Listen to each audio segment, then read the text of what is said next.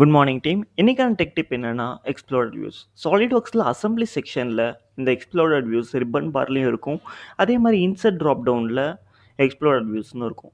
இது மூலிமா நீங்கள் கிரியேட் பண்ணக்கூடிய ஒவ்வொரு எக்ஸ்ப்ளோரட் வியூஸும் இந்த கான்ஃபிகரேஷனில் தான் ஸ்டே ஆகும். அதே மாதிரி ஒரு அசம்பிளிக்கு நீங்கள் எத்தனை எக்ஸ்ப்ளோரட் வியூஸ் வேணால் கிரியேட் பண்ணிக்கலாம். ஜஸ்ட் லைக் கான்ஃபிகரேஷன் மாதிரி தான். இப்போ வந்து இதை எப்படி நம்ம கிரியேட் பண்ணுறது அப்படின்றத டீட்டெயிலாக பார்ப்போம். முதல்ல நம்ம வந்து நியூ எக்ஸ்ப்ளோரட் வியூஸ் அப்படின்றத கிளிக் பண்ணி உள்ளே போகிறோம்.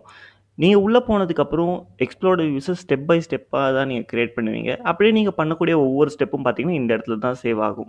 அதே மாதிரி ஒவ்வொரு ஸ்டெப்பையும் பார்த்தீங்கன்னா 2 விதமாக பண்ணலாம். ஒன்று வந்து நார்மல், இன்னொன்று வந்து ரேடியல்.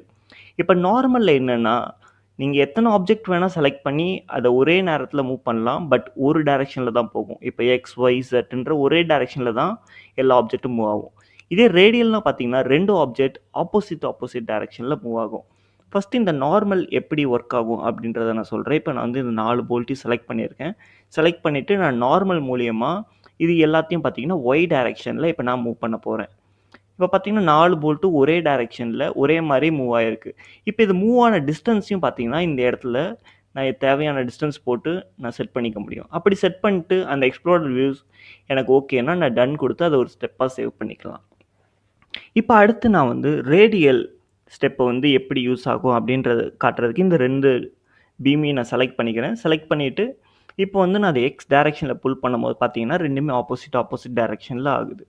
அதுக்கப்புறம் பார்த்தீங்கன்னா இங்கேயும் நம்மளுக்கு தேவையான அளவுக்கு டிஸ்டன்ஸ் கொடுத்துட்டு அதை டன் கொடுத்து நம்ம இதையும் ஒரு ஸ்டெப்பாக சேவ் பண்ணிக்கலாம். இதே மாதிரி தான் பார்த்தீங்கன்னா மற்ற எல்லாத்தையும் நம்ம வந்து க்ரியேட் பண்ணலாம்.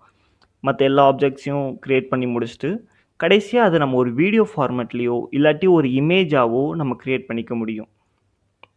இது மோஸ்ட்லி எதுக்கு யூஸ் ஆகும் அப்படின்னு பார்த்தீங்கன்னா அட்வர்டைஸ்மெண்ட் பர்பஸ்க்கு ஒரு பேம்ப்ளெட்டாக தர்றதுக்கு இந்த எக்ஸ்ப்ளோரட் வியூஸை காட்டலாம்.